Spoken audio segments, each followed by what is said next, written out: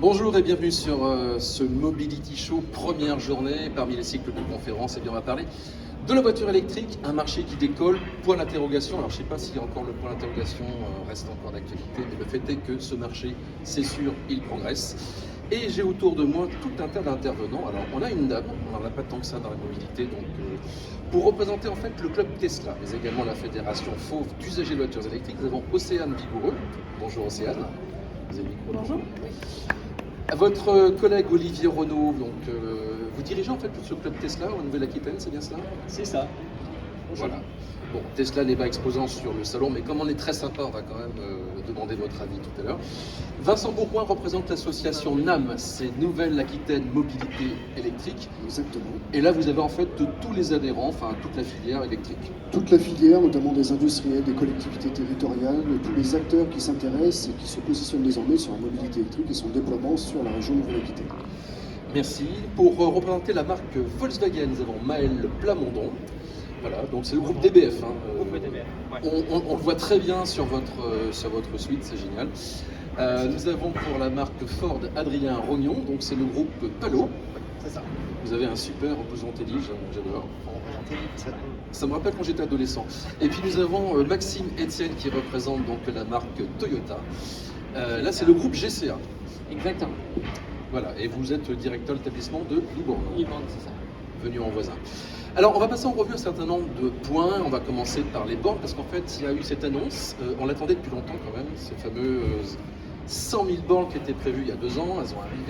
Elles sont arrivées en fait tout récemment. Est-ce qu'on peut parler de cap symbolique, Vincent Bourgoin? Oui, vous avez raison, on peut parler d'un cap symbolique avec les 100 000 bornes donc, qui ont été atteintes le 5 mai. Maintenant, l'objectif est à 400 000. Pour 2030. Pour 2030, effectivement, mais... J'ai eu peur, je crois que c'était demain matin, mais non, ça va. Non, on va laisser un peu de temps quand même aux entreprises de BTP, aux collectivités territoriales, etc. Mais il est clair que déjà 100 000 bornes qui sont ouvertes au public, donc aux utilisateurs du quotidien, c'est déjà très intéressant, que ce soit les bornes publiques ou les bornes privées à ce niveau. Et ça ne compte pas les bornes des particuliers qu'ils peuvent avoir dans leur résidence individuelle, collective, etc. Là, c'est des centaines de milliers, voire des millions d'ailleurs. Oui, là on tape plutôt sur... On approche du million, effectivement, à ce niveau, vous avez raison. Alors, un cap symbolique, qu'en est-il du côté des marques que vous représentez? Est-ce que pour vous c'est important, chez Toyota, Volkswagen, Ford, qu'on arrive à ce chiffre? Est-ce que ça permet de rassurer un petit peu les clients? Oui, bien sûr. Ça permet effectivement Parlez bien près du micro. d'avoir un retour sur les cartes, sur le GPS notamment, avec effectivement toutes les bandes disponibles, de les voir. Rien que ça, déjà, c'est un aspect qui est très rassurant pour le client. Côté Ford? Côté Ford, ça fait partie des éléments qu'il faut mettre en avant au début, parce que c'est une nouvelle mobilité, c'est des nouveaux types de clients, et c'est une nouvelle utilisation de la voiture. Et le fait d'avoir un réseau de recharge qui va être plus important, forcément ça va jouer et ça va permettre de rassurer les clients et les gens qui vont petit à petit se tourner vers l'électrique. Alors je pose la question à Toyota qui jusqu'à présent était plutôt sur de l'hybride et généralement non rechargeable. Bon, il y a quand même du rechargeable également dans ce que vous faites, il y aura de plus en plus de l'électrique, donc c'est une bonne nouvelle pour vous aussi que les bornes apparaissent. Alors j'ai un peu moins de recul que mes collègues, mais c'est vrai que c'est une bonne nouvelle dans le sens où nous on a une équipe utilitaire déjà au niveau société et c'est vrai d'avoir un maillage plus important, naturellement ça va rassurer nos clients et ça va permettre de créer encore plus d'opportunités et on le voit aussi on fait de l'hydrogène depuis 6 ans et on voit qu'avec le développement des bornes à hydrogène, les ventes augmentent aussi sur ce segment-là, donc naturellement pour l'électrique c'est la même chose. Alors je le disais, on a nos amis du club Tesla. Alors vous d'abord, ce qu'on peut dire, c'est que Tesla, il y a l'infrastructure, il y a les fameux superchargeurs, il y en a déjà un certain nombre en France, donc ce réseau il était déjà plutôt assez dense. Là. Oui, c'est un grand avantage d'avoir ce réseau depuis le début. Moi j'ai ma voiture depuis 2019. La voiture planifie l'itinéraire avec les arrêts de recharge sur les longs trajets et on n'a pas à réfléchir, on peut s'arrêter en fait. C'est l'énorme avantage et c'est la voiture qui décidera où on s'arrêtera pour manger le menu d'avant, c'est nous qui choisissons. C'est la voiture qui choisit le menu aussi, non? Pas encore. Pas encore. Je précise quand même qu'avant de rouler en Tesla, monsieur roulait en Zoé. Alors, il s'appelle Olivier Renault. Je dis ça, je dis rien. Mais... C'est vrai, hein, ce que je tout à dis. fait, oui, tout à fait. Et donc une Zoé première génération avec une petite batterie, avec 120 km d'autonomie. Et on a fait quelques voyages un peu grands quoi, avec. Mais à l'époque, les bornes n'étaient pas assez nombreuses par rapport à aujourd'hui. Donc il fallait les applications pour choisir, pour définir le trajet, où s'arrêter, combien de temps. Enfin, ça ne m'a jamais posé de problème, mais il fallait un peu de préparation. Ce qui compte, c'est que le réseau de bornes suive les ventes en fait. Alors Océane, vous roulez aussi en Tesla. Alors chacun dans un modèle différent, je crois d'ailleurs. Hein. Modèle Y, modèle 3, c'est ça? Alors en fait, Olivier est en modèle S, une des premières modèles S d'ailleurs. Et moi je suis en modèle 3, donc depuis 2020 maintenant. Et on profite réellement de la Tesla que depuis cette année, voire un peu l'année dernière à cause du Covid. Donc on fait des sorties, on profite et quand on part en vacances, effectivement, on planifie notre recharge et puis la Tesla gère toute seule. Donc on n'a pas de crainte de recharge ni de se dire oups, où est-ce que je vais charger. On est tranquille. Alors on sait que les Tesla accélèrent très fort, notamment de 0 à 100. On se dit c'est un truc de mec. Mais vous aussi, vous accélérez très fort lorsque le feu passe au vert? Oui, on va dire que si on regarde mon cadran de la voiture, il est pas au plus bas. On va dire qu'on s'amuse quand même un petit peu avec. Le but d'avoir un électrique, c'est de pouvoir s'éclater, notamment les sorties de péage. Hein. Quand on a l'électrique, on aime bien plier un peu. Sinon, après, avec Tesla, on a fait des rassemblements nationaux et on a fait aussi du circuit, des essais sur circuit et des essais de 0 à plus sur du 400 mètres. Donc c'est vraiment très intéressant de pouvoir pousser sa voiture un peu plus que d'habitude. Et je suis pas la seule femme. Très bien. La bonne nouvelle, c'est que ces bornes Tesla, elles s'ouvrent de plus en plus en fait aux autres utilisateurs aussi. Oui, oui, tout à fait. C'est trop bien. C'est comme des stations-service. Alors, Vincent Bourgoin, on a parlé de ce seuil de 100 000 bornes. Alors, ce qui manque peut-être, c'est en proportion encore des bornes de recharge rapide pour ceux qui veulent faire des grandes distances, des transhumances. Alors, c'est un sentiment que peuvent avoir effectivement soit les utilisateurs, soit les personnes de l'extérieur. Il y en a de plus en plus, que ce soit les anciens, je vais dire, ou les actuels pétroliers qui se positionnent également sur cette typologie d'énergie. Vous avez de nouveaux acteurs, donc les Fastned, etc., MW Energy, qui se positionnent aussi. Puis en plus, ces gens-là, ils lèvent des fonds. C'est incroyable les sommes qu'ils arrivent à recueillir d'ailleurs. Oui, il y a de très grosses levées de fonds. Les investisseurs qui sont derrière sentent que le marché n'est pas naissant. Il est déjà en termes de développement très conséquent, puisqu'on est à quasi 20% de part de marché du véhicule électrique sur le début de l'année. Donc du coup, il y a un intérêt des investisseurs derrière et des entreprises qui se positionnent pour déployer des bornes à forte puissance. Mais vous avez aussi, par exemple, sur la Nouvelle-Aquitaine, le réseau Mobiv qui fédère 10 syndicats d'énergie de la région qui proposent différentes puissances pour pouvoir se recharger. Moi, j'utilise beaucoup ce réseau à titre personnel. Ça fonctionne très bien avec des bornes de, vous disiez, grosse puissance Laurent, donc il y a du 50, il y a du 150, etc. Et ça permet de se recharger là aussi rapidement, mais ça dépend de la technologie de son véhicule à ce niveau aussi. Un peu plus accepté. Alors sur l'autonomie, sur la recharge, on en parlera tout à l'heure parce qu'on a un rendez-vous que deux youtubeurs de la chaîne Ivy, Alexandre Berger et puis Jean-Christophe Gignac. Alors ils nous diront ce qu'ils ont fait, leur méga test. Vous avez peut-être suivi ça sur YouTube d'ailleurs, un méga test sur le bassin d'Arcachon. Ils ont assemblé 50 véhicules pour mesurer l'autonomie sur un parcours type le même pour tout le monde. Quelques surprises à l'arrivée, on en reparlera tout à l'heure. J'aimerais qu'on parle de Volkswagen parce que qui dit réseau de recharge rapide dit Ionity. Et effectivement, Volkswagen soutient ce réseau. Soutient, oui, absolument. C'est par sa filiale Eli, pour le coup, que Volkswagen soutient ces distributeurs de recharge. Il n'y a pas que Ionity, pour le coup. Fastned, vous en avez parlé tout à l'heure, ça arrive aussi. Il a commencé aux Pays-Bas, ça va arriver en France. C'est à peu près 800 partenaires. Donc, effectivement, ils sont présents sur la majorité du territoire français. Et ça représente à peu près 10 000 bornes de soutien en HPC pour l'Europe. Alors là, on a parlé de la borne de recharge. Bon, c'est vrai que c'est important pour accompagner ce marché. En ce qui concerne les volumes, on sent quand même, je crois qu'on est à peu près 13% maintenant sur la part du neuf. Bon, c'est pas pareil sur l'occasion, mais quand même, est-ce qu'on sent, est-ce qu'il y a vraiment une demande du client ou bien ce sont les constructeurs surtout qui poussent, j'allais dire, leur gamme? Parce que si je prends l'exemple de Volkswagen, vous êtes quand même à fond là-dessus et c'est plutôt intéressant que ça marche quand même. On est présent, effectivement, Volkswagen peut être présent en tout cas sur le marché de l'électromobilité et c'est pour ça qu'on a des véhicules qui vont être quasiment dans tous les segments de l'automobile aujourd'hui, de l'e-up à l'ID Cargo, qu'on n'a pas sur le stand, mais il y a l'ID Buzz. Déjà, il y a l'ID3, l'ID4, l'ID4, l'ID5, l'ID5. l'ID7 bientôt. Bientôt, avec 700 km d'autonomie, absolument. Et l'ID2 Paul, qui a été annoncé aussi pour 2025. Alors ça, c'est la voiture pas trop chère. C'est Exactement. 25 000, quelque chose comme ça. Un prix inférieur à 25 000 euros. Ouais. Bon, c'est plutôt bien, parce qu'actuellement, quand on va acheter une voiture électrique, c'est un peu plus cher quand même. Hein. On est un petit peu plus. Au fait, les bonus, j'en parle parce que c'était un peu l'actualité quand même, le président Macron en a parlé, et c'est une question pour tout le monde, hein, mais donc cette volonté finalement d'essayer d'accorder le bonus à des véhicules plutôt produits en Europe, en tout cas pas trop importés de Chine. Question que je vous pose à tous, hein, qui veut prendre la parole là-dessus? Par rapport à ce point, c'est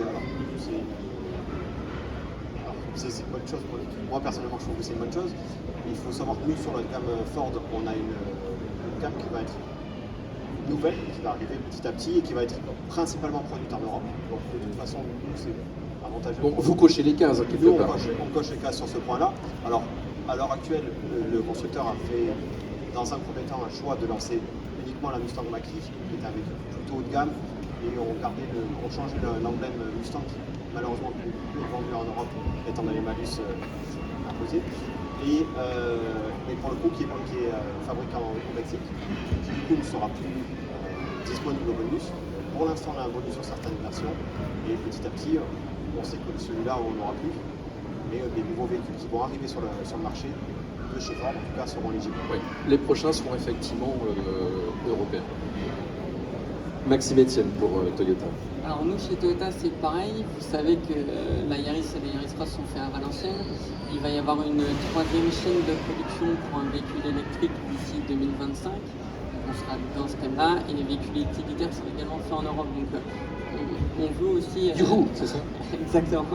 Exactement. Mais Toyota a toujours voulu garder ce côté européen et cette construction européenne pour les voitures vendues et produites en Europe. Donc c'est positif aussi pour moi. Alors je pose la question aux gens de chez Tesla parce que donc on sait qu'Elon Musk a voulu baisser le prix des voitures pour que ça rentre juste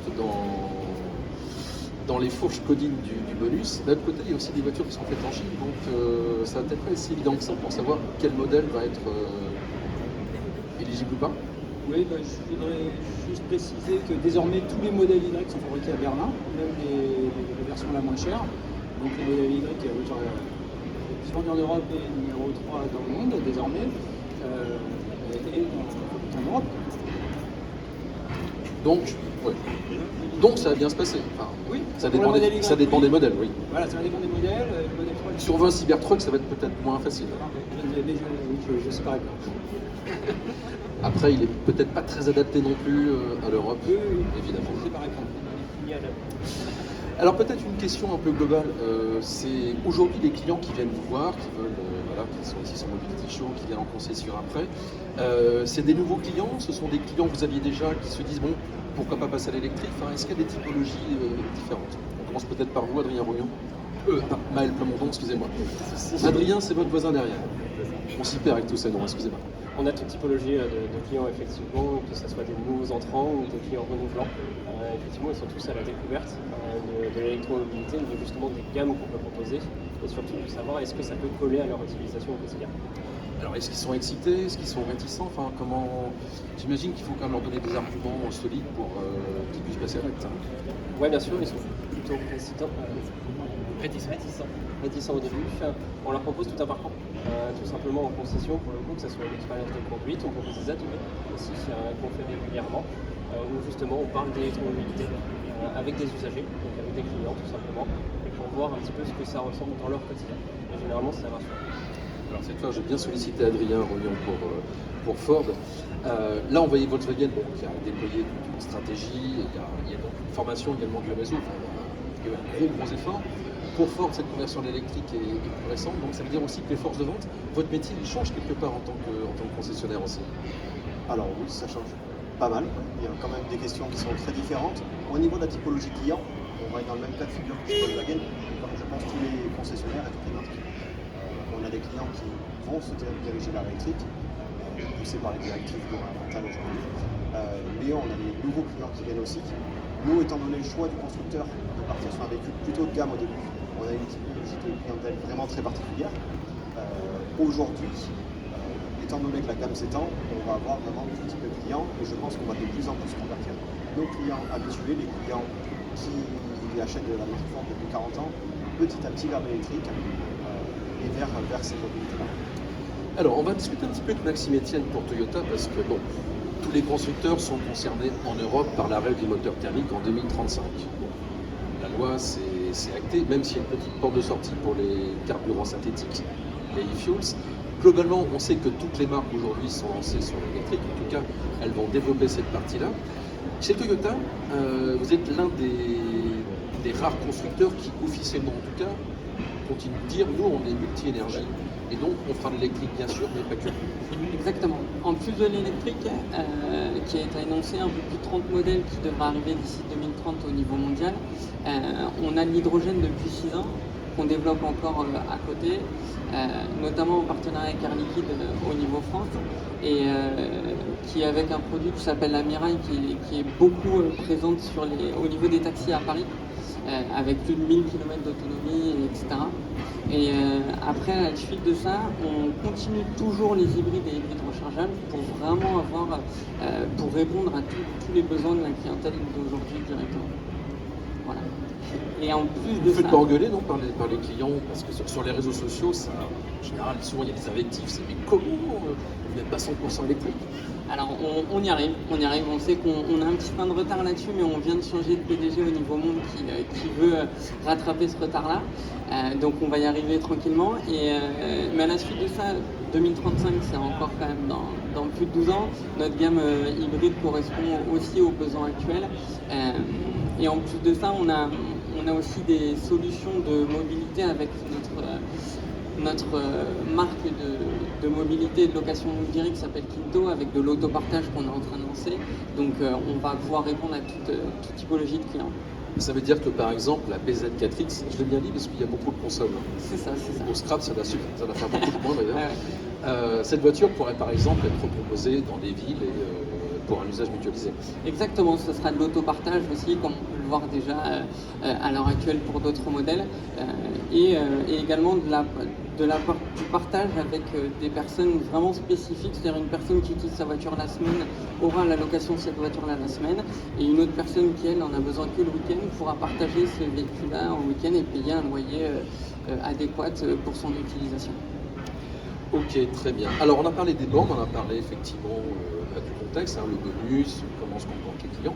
Peut-être un mot sur l'après-vente, et là pour le coup j'aimerais savoir un petit peu comment ça se passe chez Tesla, parce qu'on sait que c'est un acteur qui du coup s'est développé sans un gros réseau de concessionnaires. Donc comment ça se passe au quotidien? Enfin, est-ce que vous avez eu des galères ou pas? Et puis, qu'est-ce qu'on peut dire comme élément de comparaison? Et je pense que nos amis concessionnaires vont être curieux de savoir comment ils sont jugés par rapport à des clients de Tesla qui veulent par exemple faire réparer leur voiture à l'extérieur.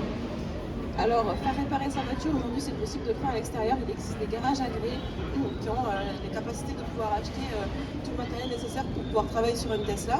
Par exemple, en Nouvelle-Aquitaine, on a le garage Brachet, chez qui majoritairement les propriétaires Tesla y vont. Ensuite, parler de mon expérience personnelle à moi, j'ai pas eu beaucoup de problèmes avec ma Tesla. Donc en soi, le SAV, j'en ai eu quasiment pas. Il y a un ranger qui se déplace donc, sur Nouvelle-Aquitaine, qui vient à domicile, qui peut remplacer les pièces si nécessaire. Et ensuite, niveau carrosserie, il y a le garagiste. Et si besoin, il y a le service center qui est à Mérignac. Mais sinon, on a rarement besoin pour ma part. Alors vous justement, votre Tesla, vous l'avez choisi parce qu'il y avait un service center pas très loin et c'était un élément plutôt rassurant. Oui, moi, avant de l'acheter, je trouve toujours, je trouve que c'est bien d'avoir quand même le garage à proximité, au cas où. C'est vrai qu'il y a le service ranger qui vient à domicile pour les interventions possibles chez soi. C'est quand même très pratique puisqu'on n'a pas à aller à une concession et à laisser la voiture, à prendre une voiture de location, je sais pas. Et les rendez-vous chez Tesla sont assez rapides. Enfin, moi, j'ai pas eu de délai. Et l'atelier est même parfois vide. Donc c'est vraiment très différent des constructeurs à l'ancienne. Alors chez les constructeurs classiques, si on n'arrive pas avant 8h du matin, c'est compliqué, c'est ça? J'ai eu des voitures thermiques avant, donc je connais la révision annuelle et démarrer tôt avant d'aller au boulot, trouver des voitures de remplacement qui n'est pas forcément gratuite. Enfin, là, il n'y a pas de révision. Enfin, c'est quand même, pour moi, c'est un avantage énorme de ne pas avoir de révision. Je suis désolé. Et donc, s'il fallait noter façon TripAdvisor, donc finalement, cette qualité de service chez Tesla, sur une échelle de 0 à 10, vous diriez quoi? Moi, le SAV, donc, malheureusement, j'ai eu des pannes. J'ai aussi eu un accrochage, donc j'ai eu de la carrosserie à faire.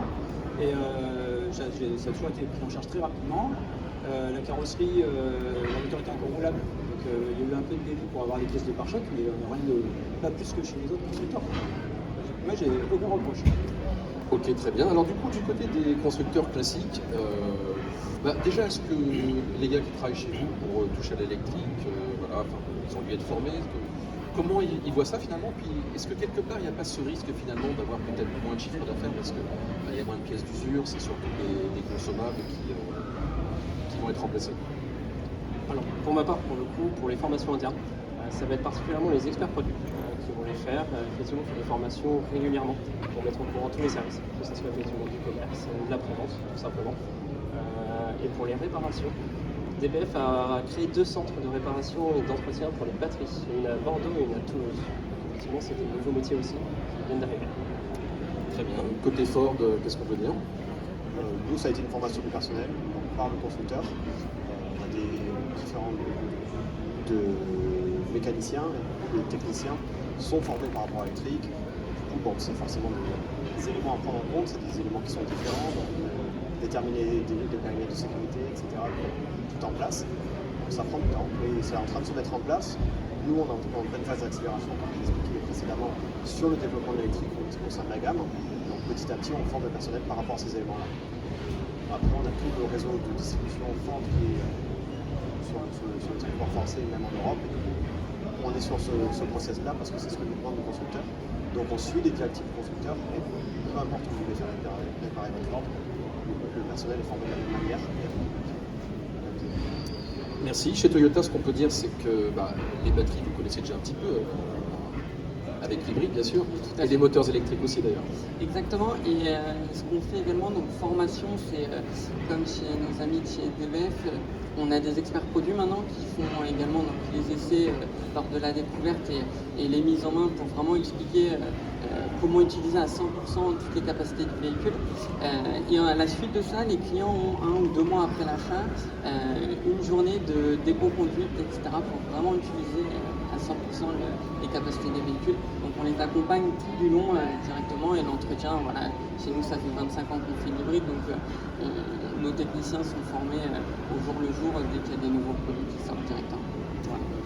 Merci, je me tourne vers Vincent Bourgoin pour l'association NAM. Vous-même, vous roulez en électrique au quotidien? Oui, tout à fait, mais désolé, aucun des 3 ici présents. Mais oui, bon, on roule en électrique, elle doit aller en entretien annuel dans 15 jours, il y en a pour 1 heure. Et je sais qu'ils vont vérifier les pneus, l'état de la batterie. Elle fonctionne très bien, enfin j'ai pas de soucis à ce jour. C'est fiable, c'est serein pour conduire. Moi je l'appelle la voiture des feignants. Je suis désolé parce que vous conduisez pied droit, vous utilisez le freinage régénératif. Ça vous permet de prolonger un peu votre autonomie. Et puis tout est assisté. Vous n'avez pas de boîte de vitesse avec 1 à 6 vitesses. C'est plus reposant, c'est sûr. Et c'est moins stressant. Moi, je conduis de manière beaucoup plus zen, moins agressive, je suis désolé de le reconnaître, mais effectivement, c'est beaucoup plus apaisant en termes de conduite, notamment de circulation urbaine très dense, par exemple, comme peut l'être Bordeaux à ce niveau. C'est vraiment plus serein pour conduire et se déplacer sur les territoires. Et on est serein en plus avec, je tiens à le repréciser quand même, les batteries, les bornes de recharge qui sont présentes sur le territoire de la Nouvelle-Aquitaine. Alors j'aimerais qu'on parle un peu de communauté parce que bon là du coup on a un club Tesla. Ils ont besoin des clients comme ça de se retrouver, d'échanger avec ceux qui ont le même véhicule et peut-être partager des passions communes. Alors quand nous on se rejoint, c'est vrai qu'on adore parler de nos voitures, des expériences que l'on a. Et on parle de tout en fait. Et là, en mois de juin, on organise notre premier after work où là on réunit tous les gens qui veulent venir, donc il n'y a pas de marque en particulier. On est ouvert d'esprit, on partage et on... Alors attention, avis, il y a un after work organisé par Tesla ouvert à tous et c'est chez Océane, c'est ça? C'est chez Tesla. C'est chez Tesla, ah bon d'accord quand même. C'est chez C'est quand Tesla, alors? c'est le 1er juin. Et donc on partage vraiment toute l'expérience qu'on peut avoir sur le véhicule électrique, les bornes de recharge, et là où il faut aller, là où il ne faut pas aller. Et puis vraiment c'est un partage avant tout, et puis de la rigolade. Bon, vous faites quoi, des méchouilles, vous faites des sorties, des trucs sympas? Bah, le resto, c'est sûr. Alors, Des concours d'accélération de 0 à 100? les propriétaires, non, mais les propriétaires en général de Tesla, et je pense de toutes les voitures électriques, les voitures sont assez chères. C'est que des passionnés de voitures en fait qu'on a dans le groupe, et c'est celui qui aura la plus propre, et les petits accessoires personnalisés, tout. Enfin c'est un truc de passionné, un rassemblement de passionnés. Très bien. Alors du coup, du côté des constructeurs classiques, alors la seule application communautaire que j'ai en tête pour Volkswagen, c'est Chargy par rapport à la communauté de recharge. Enfin, on peut recharger chez le particulier, ce qui est quand même très pratique. Oui, absolument. C'est une application qui est assez récente pour le coup, donc elle est encore à développer en développement. Mais ça permet effectivement en fait, si on a une borne de recharge à domicile, de pouvoir la partager avec la communauté. Tout simplement, on met un tarif à l'heure, et on peut directement sur l'application réserver la borne si elle est disponible. Il n'y a pas de tribu ID3, ID4 Non. Pas encore. Pas encore. Même question chez Ford, chez Toyota. Nous, il n'y a pas grand-chose qui a été lancé par le constructeur. Pour l'instant, parlez-nous un petit peu du prochain Explorer, c'est quand même le prochain véhicule qui va arriver. Alors, c'est la prochaine étape, effectivement. On serait sur un véhicule, alors annoncé en termes de tarifs, on serait aux alentours de 45 000. Serait compatible avec le bonus, il y a pas d'ici là. Et on serait sur un véhicule sur un véhicule plus classique que ce qu'on a aujourd'hui, puisque nous on a que la version Mach-E, la version Mustang qui est forcément plus sportive. Le petit moteur qu'on a fait 270 chevaux, et tout ça ne correspond pas forcément aux attentes et aux besoins de tout le monde. Aujourd'hui, on va avoir un véhicule qui va se moderniser. On est un petit peu en partenariat avec Léger, avec Volkswagen. Partage de plateforme, c'est vrai. C'est ça. Donc on va reprendre la plateforme de l'ID4 pour celui-là, et ensuite on en aura un deuxième qui arrivera dans le futur avec la plateforme de l'ID5. Très bien. Et donc, je suis sûr qu'il y a un Club Prius quand même chez Toyota. Depuis 25 ans, quand même, s'ils ne le font pas, ça serait... Exactement, vous en faisiez partie ou Oui. pas? Voilà. Oui, un Club Prius, c'est le premier du coup qui a plus d'une vingtaine d'années. Et nous, concernant les bornes de recharge, on les a directement aussi sur notre application MyToyota que les clients téléchargent aussi le jour de livraison. Donc on est sur les mêmes bases que nos collègues. Et après, au niveau club, c'est vrai que c'est vraiment le Club Prius et le CHR depuis 5-6 ans aussi qui a créé une grosse communauté qui se personnalise aussi énormément. Donc beaucoup de rassemblements comme ça peut être le cas chez Tesla. Très bien. Alors, peut-être qu'on peut terminer par quelques conseils pratiques, parce qu'on a toujours dans nos entourages des gens qui hésitent, ou des gens... Alors, il y a aussi ceux qui sont contre et qui n'ont vraiment pas envie. Qu'est-ce que vous avez envie de leur dire à ça? C'est essayer. Pourquoi être contre alors qu'on n'a pas découvert ou qu'on a que ce qu'on a pu dire sur les réseaux sociaux? Donc c'est essayer, découvrir, comprendre. Ensuite, lors de votre déplacement, c'est anticiper, préparer, comme le soulignaient tout à l'heure les membres du Tesla France. Et puis, il y en a certains aussi qui sont très là-dessus regardants, c'est économiser. Parce qu'effectivement, on n'est pas du tout sur les mêmes coûts de roulage, donc les professionnels appellent ça le TCO, on n'est pas du tout sur le même coût de roulage au kilomètre ou 100 km comme vous voulez, donc il y a des économies à ce niveau. Et puis il y a l'engagement environnemental quand même qui existe et qui persiste à ce niveau. Oui, donc il y a effectivement un soutien fort. Vous êtes des ambassadeurs en fait, tous les deux. Oui, alors À la fois Tesla et voiture électrique en général d'ailleurs. Quand je parle de mon cas à moi, par exemple, chez moi, j'ai une borne de 7,4 kW parce que j'ai aucun moyen de recharge à part à 1 km autour de chez moi, donc le trajet c'est un peu long, juste pour changer ma voiture, donc j'ai installé une borne. Mais il y a des cas où des grosses entreprises fournissent des bornes de recharge chez eux et le particulier peut recharger gratuitement ou moyennant un finance à son travail. Donc pas besoin d'utilisation de bornes à domicile. C'est ça, lorsqu'on achète la voiture, on n'imagine pas qu'on n'a pas forcément besoin de borne, que si on roule peu tous les jours, on peut se brancher sur une prise domestique, la prise qui sert pour la tondeuse. Donc effectivement, la recharge, finalement, la recharge à domicile quand on est en maison particulière, c'est vraiment pas un problème, c'est même avantageux. En appartement, c'est une autre histoire. Il y a des électriciens très compétents qui connaissent toutes les solutions, et certains non, malheureusement. Donc, en appartement, ça peut être plus compliqué. Il y a aussi, j'ai l'impression, un esprit d'entraide, non? Enfin, entre possesseurs de véhicules électriques. Oui, alors nous, on est dans un club de propriétaires de Tesla, donc forcément, on est dans un réseau, on est tous ensemble. On aide les futurs acquéreurs, enfin ceux qui peuvent poser des questions, on est là pour répondre. Mais je ne suis pas un ambassadeur non plus dans la rue à demander à tout le monde ce qu'il veut comme voiture. Bon, du côté des constructeurs classiques, et du coup ça va permettre de clôturer un petit peu cette conférence. Voilà un peu comment voyez le développement finalement de votre activité, votre métier même, parce que demain il y aura forcément un jour où vous ne vendrez peut-être plus que des voitures électriques. Il est en pleine mutation, ouais, effectivement. Les experts produits en sont aussi le bon exemple dans les concessions. Effectivement, on est de plus en plus à l'avant des clients et justement pour les accompagner sur ce sujet-là, l'électromobilité de demain. Ouais. Chez Ford, il y a aussi du thermique, toujours de l'hybride, et puis peut-être un jour. Alors nous, ça fait partie des choses qu'on va annoncées. On va aller vers que du électrique. Même sur notre gamme utilitaire, on est en train de se diversifier. On garde la partie diesel aujourd'hui parce que malgré tout, il y a un besoin et il faut qu'on gagne en autonomie pour être totalement crédible aussi par rapport à ça et pour l'utilisation de tous, soit sur la partie électrique. Maintenant, notre gamme, nous, est vouée à devenir quasiment à 100% électrique, donc forcément ça en fait partie. Au niveau des conseils que nous on apporte, c'est que c'est dommage de s'imprimer pour 3 grands trajets dans l'année qui vont être plus compliqués qu'ils ne l'étaient en thermique, mais dans 80% des cas, voire plus, l'électrique correspond à l'utilisation de tout le monde. Très bien. Et chez vous alors, Maxime? Chez nous, c'est pareil, on a vu vraiment une mutation à l'arrivée des experts produits dans nos concessions, qui sont vraiment là pour présenter le produit, toutes les qualités, et le jour de la livraison, que nos clients puissent utiliser 100% des capacités des produits.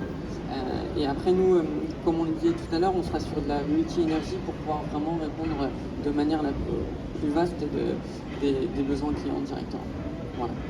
Le mot de la fin peut-être avec Vincent Bourgoin pour l'association NAM, parce que du coup dans votre association, il y a la voiture et il y a aussi toutes les autres formes, et on voit que là aussi l'électrification, ça progresse. Alors l'électrification progresse, mais la mobilité change. J'entends par là, c'est qu'on ne va pas rester, je suis désolé pour vous, messieurs les concessionnaires, mais je sais que le service marketing anticipe, on n'est pas que sur l'utilisation, la vente de véhicules. Toyota le soulignait tout à l'heure, il y a la location qui est derrière, vous commencez à sortir toujours partie du groupe Volkswagen, etc. Vous avez un constructeur qui sort pas mal de deux roues, j'entends par là Seat et Cupra. Ils sont présents d'ailleurs. Ils sont présents, voilà. Vous avez des évolutions, c'est les modes doux, c'est les transports en commun, c'est la marche, c'est effectivement les engins de déplacement personnel motorisés, donc les monoroues, etc. On va utiliser de plus en plus différents modes de transport. Moi je suis trop vieux là-dessus, mais je pense que des jeunes ne sont plus dans l'acte d'achat et de possession nécessairement d'un véhicule. Je parle sous couvert de nos amis concessionnaires, il y a de plus en plus de location, LOA, LDD, et puis j'utilise du Blablacar, j'utilise du Rubus, j'utilise la SNCF, j'utilise les services de location de véhicules mis à disposition dans les centres urbains à Bordeaux par exemple, avec, je ne sais plus comment ça s'appelle, le service de scooters électriques mis à dispo. Je veux dire Yellow, moi. Bref, il y a plein de solutions qui existent et on va évoluer par rapport à cela, notamment par rapport à notre engagement environnemental. Donc c'est un changement d'habitude. Ça demande effectivement, je ne vais pas dire un retour en arrière, mais une évolution de nos modes de transport et de nos habitudes qu'on a eues tout au long des 40-50 dernières années pour les plus vieux d'entre nous. Eh bien, merci à vous tous. Dans quelques instants, on va continuer à parler de voitures électriques avec les youtubeurs de la chaîne Ivy. Mais en tout cas, merci à vous tous pour cet éclairage sur la mobilité électrique. Merci.